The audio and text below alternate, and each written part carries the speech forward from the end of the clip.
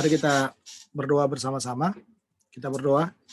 Bapa dalam sorga, kami memuji Engkau, kami berterima kasih buat segala anugerah kesempatan yang Kau berikan untuk kami boleh berkumpul bersama-sama.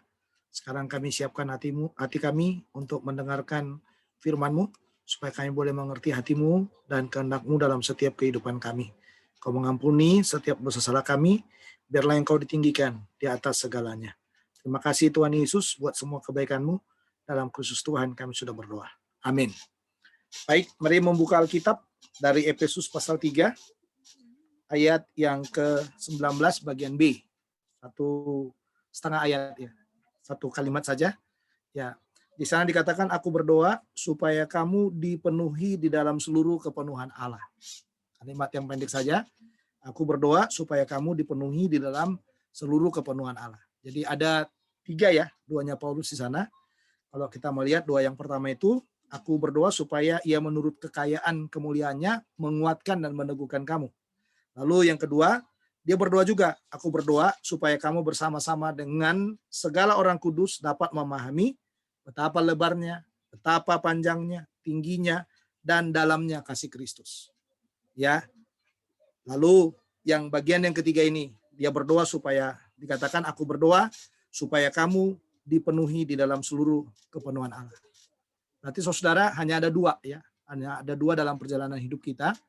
Ya, hadirnya Roh Kudus itu seharusnya membuat kita lebih mudah mengaktifkan relasi kita dengan Tuhan. Ini harus kita ingat baik-baik ini ya. Jadi dengan hadirnya Roh Kudus, lewat kita terima Yesus sebagai Tuhan dan Juru Selamat kita pribadi itu, akan mempermudah relasi kita dengan Tuhan. Tetapi ternyata di dalam bagian ini, sekalipun Roh Kudus itu hadir dalam hidup kita, ada kalanya orang percaya itu tidak menggunakan peran Roh Kudus dalam hidupnya. Jadi lebih banyak kita yang lebih dominan. Ya, kita yang lebih dominan dengan pengetahuan, dengan akal, dengan kemampuan kita. Kita lebih dominan dan kadang-kadang mungkin lebih pintar. Ya, kita lebih pintar dari Tuhan yang mengendalikan hidup kita. Kadang-kadang kalau ada jalan-jalan yang kita lihat tidak sesuai dengan pikiran kita, padahal itu kehendak Tuhan dalam hidup kita, kadang-kadang itu kita abaikan dalam hidup kita. Nah, ternyata di dalam bagian ini, Paulus mendoakan jemaat di Efesus itu, dikatakan dalam bagian itu, supaya kamu dipenuhi di dalam seluruh kepenuhan Allah. Berarti saudara, kita perlu dipenuhi dengan kepenuhan Allah. Supaya apa? Supaya kita bertindak sesuai dengan keputusan Tuhan. Ya, jadi kita bisa membayangin, ya, kalau kita dipenuhi dengan kepenuhan Allah itu, berarti segala sesuatu yang kita kerjakan, yang kita lakukan, ya, dalam setiap kehidupan kita, dalam tugas, dalam pelayanan, dalam hal apapun, ya, itu semua sesuai dengan kehendak Allah, sesuai dengan maksud-maksud Allah, sehingga mempermudah kita mencapai, ya, destiny kita setiap hari dalam hidup ini. Ya, karena kita tahu hidup mati kita ada di tangan Tuhan, kita tidak tahu kapan kita mati, dan kapan kita mengakhiri segala pekerjaan kita di tengah-tengah dunia ini. Jangan pernah berkata saya masih muda, saya setengah tua, saya sudah tua, mungkin saya lebih dahulu. Ya, tetapi di dalam bagian ini ternyata dikatakan bahwa hanya Tuhan yang tahu itu. Nah, karena hanya Tuhan yang tahu itu, saudara, mau tidak mau dalam semua tindakan, gerak, sikap, ya, dalam penentuan masa depan kita, apa yang kita pikirkan tentang masa depan kita dengan hidup kita, dengan apapun di tengah-tengah dunia ini, ya, itu bisa kita putuskan lewat apa? Waktu kita berdoa, kita dipenuhi dengan kepenuhan Allah itu. Dan itu saya rasa Paulus sangat melihat itu menjadi sesuatu yang sangat esensi, sangat penting untuk jemaat-jemaat di Efesus, sehingga bagian itu dia gunakan untuk berkata, ya, aku berdoa supaya kamu dipenuhi di dalam seluruh kepenuhan Allah. Nah, kepenuhan Allah itu perlu, ya, menyikapi kita. Sehingga dengan adanya kepenuhan Allah itu mempermudah kita untuk hidup seturut dengan kehendak Tuhan, lalu mempermudah kita untuk mengevaluasi diri kita. Apakah hari ini saya hidup di dalam kehendak Tuhan, atau saya sedang melakukan banyak dosa yang tidak diperkenankan Tuhan dalam hidup saya. Mempermudah kita mengevaluasi diri kita.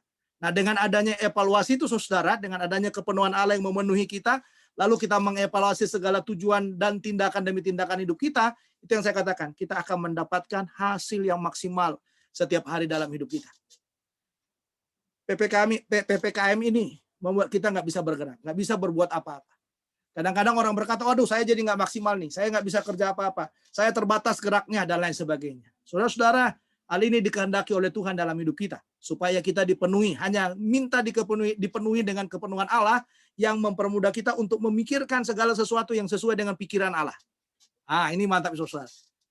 Dan saya hampir saya melihat setiap hari bagaimana Tuhan membawa saya pribadi nih, saya pribadi memahami sepenuhnya bahwa kesempatan PPKM seperti ini mempermudah saya untuk lebih banyak lagi.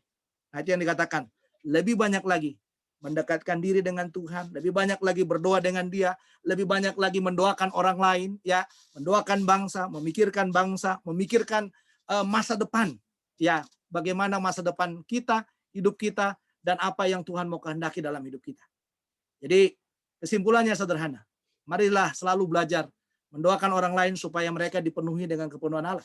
Marilah juga berdoa untuk diri saudara dan diri saya, supaya kita semuanya dipenuhi dengan kepenuhan Allah. Dengan kepenuhan Allah yang seperti itu, mempermudah kita memahami kehendak Allah, tujuan Allah, dan hari-hari kita. Tidak ada yang kabur dalam hidup ini. Hari-hari kita semuanya terang. Hari-hari kita semuanya cerah. Hari-hari kita, masa depan kita, itu yang terbaik bagi kita. Dan kita harus menyadari itu, bahwa masa depan kita itu adalah masa depan yang sepenuhnya dikendalikan oleh Tuhan. Dan kita tahu itu pada waktu kita dipenuhi dengan kepenuhan Allah itu. Mari kita berdoa. Bapa dalam surga, terima kasih buat firman-Mu, meteraikan dalam hati kami. Biar firman ini menjadi bagian yang boleh menguatkan, meneguhkan, dan memberkati kami semuanya. Supaya Engkau ditinggikan, dimuliakan di atas semuanya. Tolong kami supaya hari-hari kami terus boleh berjalan di dalam kehendak yang daripada-Mu. Dan kami meminta supaya kami dipenuhi dengan kepenuhan Allah, dan supaya kami berjalan di dalam kehendak Tuhan dan maksud-maksud Tuhan dalam hidup kami. Tolong kami supaya kepenuhan Allah itu membuat kami tidak dominan lagi dengan hidup ini, tetapi Tuhan yang jauh lebih dominan, yang menguasai segala hidup kami. Terpujilah Tuhan, dalam Kristus Tuhan kami sudah berdoa. Amin.